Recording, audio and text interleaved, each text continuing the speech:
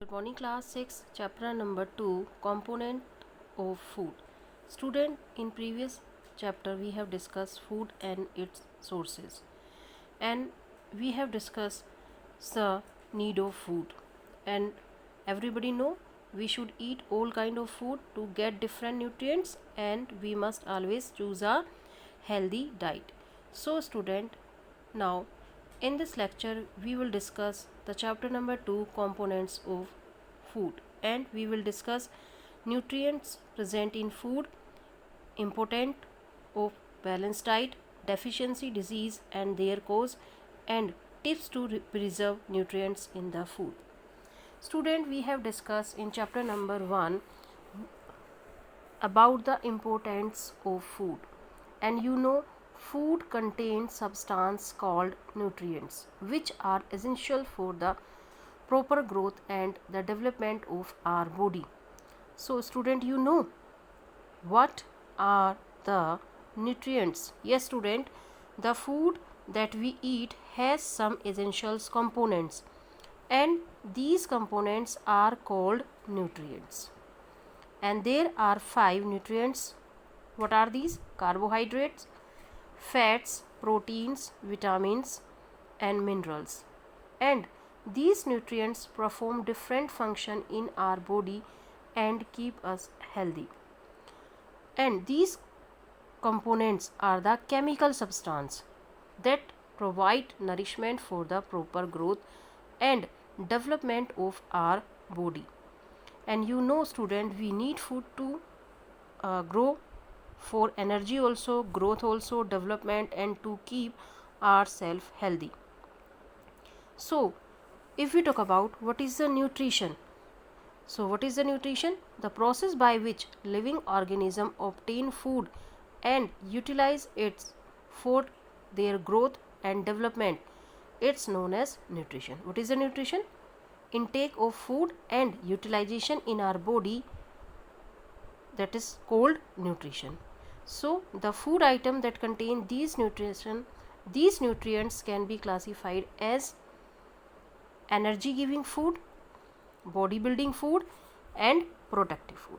Student, if we talk about the energy giving food items that provide us energy, we can say that food item that provide us with energy are called energy giving food, and these food items are rich in carbohydrate. Yes student, carbohydrate and fat also.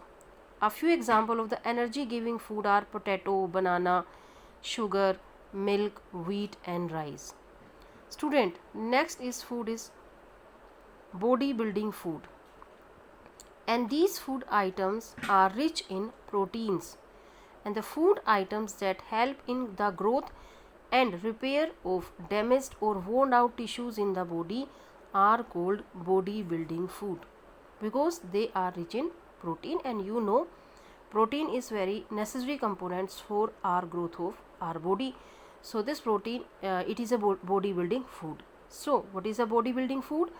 Food items that help in the growth and repair of damaged and worn out tissues in the body are called body building food, and these food items are rich in proteins. A few examples of the body building food are milk, pulses, fish, meat and cheese.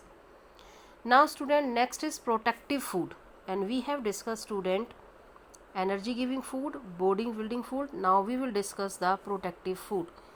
Student, food items that protect us from various diseases, that are called protective food, and these food items are rich in vitamins and minerals. So very few example of the protective food: pulses, milk, fish, tomato, fruits and green leafy vegetables. So these are the protective food, or we can say that protective food. So we have discussed student the food items that contain these nutrients, classification of the food, energy giving food, body building food and protective food. Now student, let us learn about each of these nutrients in detail. First of all, we will discuss the energy giving nutrients. Student, first we will discuss carbohydrates. And student, you know our body requires energy to do work and other activities. So student, carbohydrates are the one of the principal sources of producing energy in our body. This carbohydrate. And you know they are compounds that are made from carbon, hydrogen and oxygen. They are the two types, simple carbohydrate and complex carbohydrate. Simple carbohydrate, sugar, and complex carbohydrate, starch.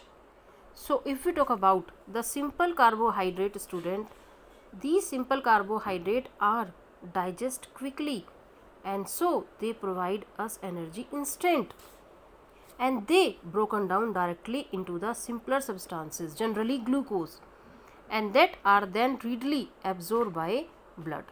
So example of the carbohydrate are sugar, and some of the edible sugars are sucrose, lactose, fructose, maltose and glucose.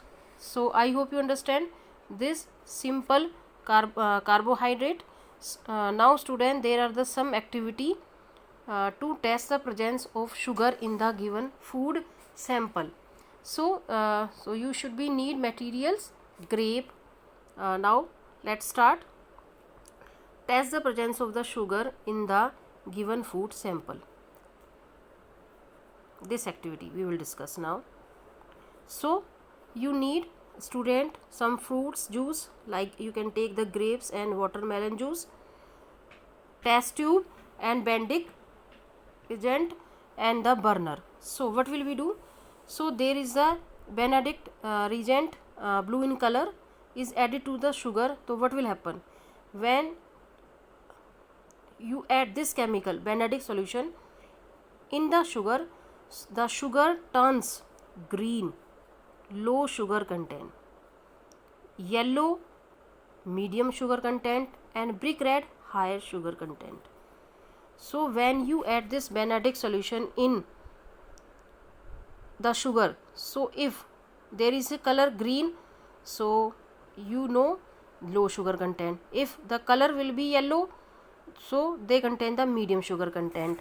If their color is brick red, so they contain the high sugar contents. So now what will you do? Procedure: take the given juice, grape, or you can take the watermelon juice, sample in a test tube. Now a few drops of the Benedict solution to the test tube. Now what will we do? Heat the test tube in the burner under the supervision of your teacher, and now you can see the brick red precipitate is found. So what will happen? You will observe they contain the high sugar. Okay, if the color will be color change into a what is the color of the Benedict solution? Blue. If blue color change into brick red, so this grape or watermelon juice contain the high sugar content. So you can do activity. You can test the presence of the sugar in the given food sample. If blue color change into green, so they contain the low sugar content. If the blue color change into yellow, so they contain the medium sugar content. If the blue color change into brick red, so they have high sugar contents. So in this way you can test the presence of the sugar in the given food sample. Okay students, I think you have understand. So in next lecture we will discuss the complex carbohydrates. Okay students, take care. Bye.